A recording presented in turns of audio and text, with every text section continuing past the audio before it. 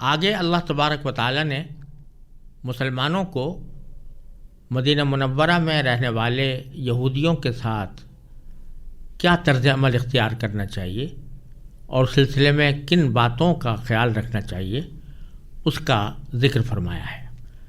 چنانچہ فرمایا یا ایھا الذین آمنوا لا تتخذوا بطانة من دونکم لا یألونکم خبالا ودوا ما عنتم قد بدت البغضاء من افواہہم وما تخفی صدورہم اکبر قد بینا لکم الآیات ان کنتم تعقلون ہا انتم اولائی تحبونہم ولا یحبونکم وتؤمنون بالکتاب کلہ وإذا لقوکم قالوا آمنا وإذا خلوا عضوا عليكم الأنامل من الغيظ قل موتوا بغيظكم إن الله عليم بذات الصدور إن تمسسكم حسنة تسؤهم وإن تصبكم سيئة يفرحوا بها وإن تصبروا وتتقوا لا يضركم كيدهم شيئا إن الله بما يعملون محيط۔ ان آیات کا ترجمہ یہ ہے کہ اے ایمان والو، اپنے سے باہر کے کسی شخص کو رازدار نہ بناؤ۔ یہ لوگ تمہاری بدخواہی میں کوئی کسر اٹھا نہیں رکھتے۔ ان کی دلی خواہش یہ ہے کہ تم تکلیف اٹھاؤ۔ بغض ان کے منہ سے ظاہر ہو چکا ہے، اور جو کچھ ان کے سینے چھپائے ہوئے ہیں وہ کہیں زیادہ ہے۔ ہم نے پتے کی باتیں تمہیں کھول کھول کر بتا دی ہیں، بشرطے کہ تم سمجھ سے کام لو۔ دیکھو، تم تو ایسے ہو کہ ان سے محبت رکھتے ہو، مگر وہ تم سے محبت نہیں رکھتے، اور تم تو تمام آسمانی کتابوں پر ایمان رکھتے ہو، اور ان کا حال یہ ہے کہ وہ جب تم سے ملتے ہیں تو کہتے ہیں کہ ہم ایمان لے آئے، اور جب تنہائی میں جاتے ہیں تو تمہارے خلاف غصے کے مارے اپنی انگلیاں چباتے ہیں۔ ان سے کہہ دو کہ اپنے غصے میں خود مر رہو، اللہ سینوں میں چھپی ہوئی باتیں خوب جانتا ہے۔ اگر تمہیں کوئی بھلائی مل جائے تو ان کو برا لگتا ہے، اور اگر تمہیں کوئی غضب پہنچے تو یہ اس سے خوش ہوتے ہیں۔ اگر تم صبر اور تقوی سے کام لو تو ان کی چالیں تمہیں کوئی نقصان نہیں پہنچائیں گی۔ جو کچھ یہ کر رہے ہیں وہ سب اللہ کے علم کے احاطے میں ہے۔ ان آیات کا پس منظر یہ ہے کہ مدینہ منورہ میں اوس اور خزرج کے جو قبیلے آباد تھے، زمانہ دراز سے یہودیوں کے ساتھ ان کے دوستانہ تعلقات چلے آتے تھے۔ جب اوس اور خزرج کے لوگ مسلمان ہو گئے تو وہ ان یہودیوں کے ساتھ اپنی پرانی دوستی نبھاتے رہے اور ان کے ساتھ اسی طرح ملتے رہے جیسے کہ پہلے ملا کرتے تھے۔ مگر یہودیوں کا حال یہ تھا کہ ظاہر میں تو وہ بھی دوستانہ انداز میں ملتے تھے، اور ان میں سے کچھ لوگ جو منافق تھے یہ بھی ظاہر کرتے تھے کہ وہ بھی مسلمان ہو گئے ہیں، لیکن ان کے دل میں مسلمانوں کے خلاف بغض بھرا ہوا تھا۔ کبھی ایسا بھی ہوتا کہ مسلمان ان کی دوستی پر بھروسہ کرتے ہوئے سادہ لوحی میں انہیں مسلمانوں کی کوئی راز کی بات بھی بتا دیتے تھے۔ تو ان آیات نے مسلمانوں کو خبردار کیا ہے کہ وہ ان پر بھروسہ نہ کریں اور انہیں رازدار بنانے سے مکمل احتیاط کریں۔ چنانچہ فرمایا کہ یا ایھا الذین آمنوا، اے ایمان والو، لا تتخذوا بطانۃ، تم رازدار نہ بناؤ۔ بطانہ اصل میں عربی زبان میں استر کو کہتے ہیں، جو کسی لحاف وغیرہ کا جو اندرونی حصہ ہوتا ہے، استر اس کو کہا جاتا ہے۔ اور پھر عربی زبان کے محاورے کے مطابق یہ اس شخص کے لیے بھی بولتے ہیں جو کسی کا رازدار ہو، یہاں وہی معنی مراد ہے۔ تو اے ایمان والو، تم رازدار نہ بناؤ من دونکم، اپنے سے باہر کے کسی شخص کو، یعنی اس کو جو تمہارے ساتھ مومن نہیں ہے اس کو رازدار نہ بناؤ۔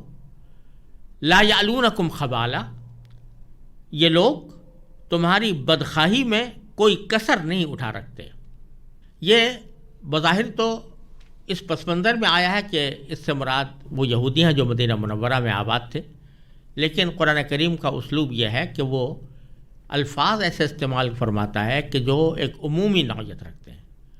تو بتلانا یہ منظور ہے کہ جن غیر مسلموں کے ساتھ تمہارے تعلقات ہوں وہ تعلقات جائز حدود میں رکھنا اچھی بات ہے. اور قرآن کریم نے خود بھی کئی جگہ پر یہ فرمایا ہے کہ جو لوگ تمہارے ساتھ جنگ نہیں کرتے تم ان کے ساتھ نیک سلوک کرو اور ان کے ساتھ اچھی طرح رہو. اور خود مسلمانوں کے ملک میں اگر کوئی غیر مسلم آباد ہیں اور معاہدے کے ساتھ آباد ہیں تو ان کے ساتھ بھی حسن سلوک کی ترغیب دی گئی ہے. لیکن خاص معاملات میں جو مسلمانوں کی امت کے راز ہوتے ہیں اس میں کسی کو رازدار بنانا، کسی دوسرے شخص کو رازدار بنانا، اس کی قرآن کریم نے ممانعت فرمائی ہے. اور وجہ یہ بیان فرمائی ہے کہ ودو ما عنتم، ان لوگوں کی دلی خواہش یہ ہے کہ تم تکلیف اٹھاؤ. اور فرمایا کہ قد بدت البغضاء من افواہہم، بغض ان کے منہ سے ظاہر ہو چکا ہے. یعنی کبھی کبھی وہ بغض جو انہوں نے دل میں چھپایا ہوا ہوتا ہے، کوئی کلمہ ایسا کہہ دیتے ہیں یا ایسی بات کہہ گزرتے ہیں جس سے وہ بغض ظاہر ہوتا ہے. لیکن فرمایا کہ وما تخفی صدورہم اکبر، ان کے سینے جو کچھ چھپائے ہوئے ہیں وہ اس سے کہیں زیادہ ہے. یعنی جتنا بغض ظاہر ہو رہا ہے اس سے کہیں زیادہ ان کے دل میں ہے. قد بینا لکم الآیات، ہم نے تمہارے سامنے آیات یعنی کھلی ہوئی علامتیں، نشانیاں اور پتے کی باتیں ہم نے تمہیں کھول کر بتا دی ہیں. ان کنتم تعقلون، بشرطے کہ تم سمجھ سے کام لو.